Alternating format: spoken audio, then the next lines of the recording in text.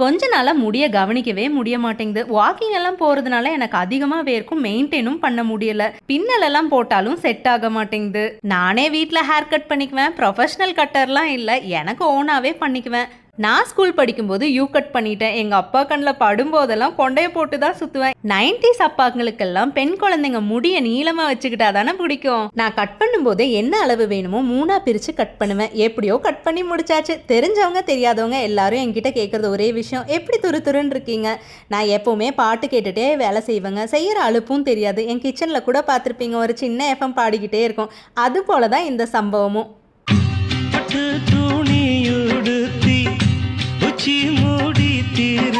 அந்த பாட்டு போற போக்குலயே முடியெல்லாம் வெட்டி முடிச்சாச்சு. எல்லா கிளிப்புக்கும் இந்த ஹேர் ஸ்டைல் செட் ஆகுதான்னு செக்கும் பண்ணியாச்சு. நீளமான முடி வளர்த்தணும்னு ஆசை தான், மெயின்டைன் பண்ண முடியல. இருக்கிற முடியாச்சும் நமக்கு பிடிச்ச மாதிரி வச்சுக்கலாம். ஷார்ட் ஹேரோ லாங் ஹேரோ ஹெல்தியா பார்த்துக்கணும்.